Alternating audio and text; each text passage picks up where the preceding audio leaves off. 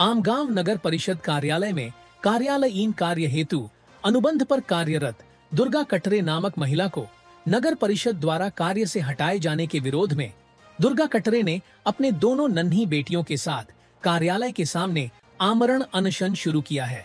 उनकी मांग है कि उन्हें पुनः काम पर बहाल किया जाए, क्योंकि वे दो मासूम बेटियों की मां हैं और घर चलाने के लिए उनकी यह नौकरी ही एकमात्र सहारा है। दुर्गा कटरे को 30 सितंबर 2021 को नगर परिषद में अनुबंध आधारित कार्यालयीन कार्य के लिए नियुक्त किया गया था, लेकिन हाल ही में उन्हें बिना किसी पूर्व सूचना के नौकरी से हटा दिया गया। न तो उनके पास खुद का घर है, न ही कोई अन्य आर्थिक सहारा। ऐसे में दो बच्चियों के साथ जीवन यापन करना उनके लिए बेहद कठिन हो गया है। न्याय की उम्मीद में दुर्गा ने अपनी दोनों बेटियों के साथ तेज धूप में बिना किसी टेंट या सुविधा के आमरण अनशन शुरू कर दिया है। उनका कहना है कि जब तक उन्हें न्याय नहीं मिलेगा वे यहाँ से हटेंगी नहीं, चाहे जान ही क्यों न चली जाए। नगर परिषद के मुख्याधिकारी से जब इस विषय में पूछा गया तो उन्होंने कहा कि दुर्गा कटरे की नियुक्ति अनुबंध पर की गई थी और उनका कार्य संतोषजनक नहीं था, इसलिए उन्हें हटाया गया। इस उत्तर ने महिला की पीड़ा को और भी बढ़ा दिया है।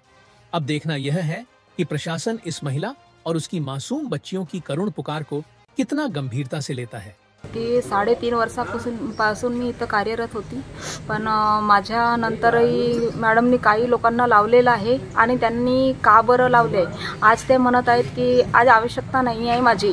मला एकच विचारायचे आहे की माझी आवश्यकता नव्हती तर या माझ्यानंतर लोक लागले आहेत त्यांची का बरं आवश्यकता होती आणि त्यांना मग कशासाठी लावलं आहे, मलाच का बरं नाही घेतलं। मी आधी काम करत होती आणि आज 2 मुलीची आई आहे, स्वतःचं घर नाही आहे, किरायानं राहत आहे आणि खूप गरजू बाई आहे आणि बघू शकता फक्त 7-8 हजाराच्या जॉबसाठी मी स्वतःचं प्राणही आज जीवही एकदम वाटेवर लावलेला आहे। म्हणजे मला स्वतःच्या जीवाची आज काळजी नाही आहे, कारण मला न्याय हवा आहे सर। आज माझ्या मुली बघू शकता आज मी किती विवश बाई असेल की आज मी आपल्या मुलींचं सुद्धा रात्री इथं थांबवते। कोणी चोर आहे चिटुरी आहे काही हो आमच्यासोबत आणि मच्छरामध्ये आहो, आम्ही एवढ्या तापमानामध्ये आहो आणि आपलं जीवाचं एकदमचे आम्ही रोडवर आलेलो आहोत, कारण आमच्याकडे साधन कोणतंही नाही आहे जीवन जगण्याचं, मरण्याशिवाय कोणतंही पर्याप्त साधन नाही आहे। आणि जर आम्हाला हे जॉब नाही मिळाली तर मी इथंच आपलं प्राण त्याग करणार, पण इथून उठणार तर नाही सर, कारण विनाकारण माझ्यावर सर मला काढण्यात आलं आहे।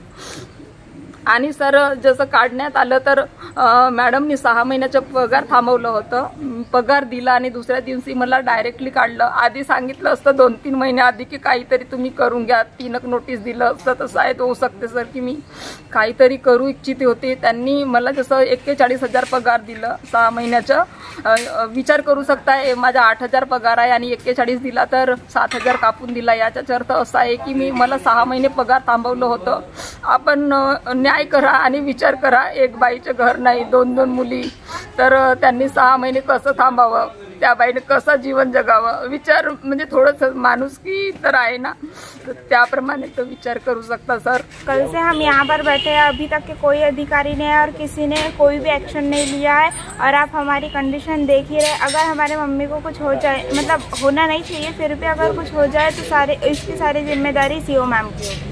ओपन स्पेस में कोई छत नहीं कोई कुछ नहीं और आप यहाँ पोजीशन पे बैठे सर। अब मम्मी की जॉब ही नहीं रही तो हम कहाँ रहेंगे, घर का किराया भी देना पड़ता है और अगर हमारा घर भी नहीं है तो घर मालक वगैरह भी बोलते हैं कि घर से निकल जाओ, मतलब घर खाली कर दो, तो अब हम कहाँ रहेंगे। यहाँ रहने के बजाय कोई जरिया ही नहीं है हमारे का। त्यांची नियुक्ती कायदेशीर नव्हती, त्यांची नियुक्ती भोयर साहेबांच्या वेळी करण्यात आली होती। त्या नियुक्तीपत्रातही सरळ लिहिलेलं होतं, एका कागदावर फक्त ते नियुक्तीपत्रामध्ये सरळ लिहिलं होतं की तुम्हाला तुमच्या कामात जर दिरंगाई असेल तर तुम्हाला भविष्यात कामावरून काढून टाकण्यात येईल आणि याविरुद्ध तुम्हाला न्यायालयात दाद मागता येणार नाही। आणि त्यांचं काम पण व्यवस्थित नव्हतं, त्यांना शोकस पण देऊन चुकली होती मी, परंतु त्याचं पण काही उत्तर त्यांच्याकडून आलं नाही। त्यामुळे त्यांना प्रशासनाचा ठरावासहित म्हणजे ठराव घेऊन त्यांना कायदेशीररित्या काढण्यात आलेला आहे, कामावरून काढण्यात। सध्या त्यांच्या विरुद्ध वातावरण म्हणजे ऑफिसमध्ये पण वातावरण खराब व्हायचं, त्यामुळे कर्मचाऱ्यांनी पण मला एक निवेदन दिलेलं आहे, आत्ताच दिलेलं आहे की जर त्यांना कामावर तुम्ही घेत असाल की ते उपोषणावर बसले, हा दबाव आणून जर त्यांना कामावर घेत असाल तर आम्ही सुद्धा उपोषणाला बसू। त्यामुळं मला पण कारण आणि हे जे लोक आहेत हे समावेशन झालेले आणि परमनंट कर्मचारी आहे.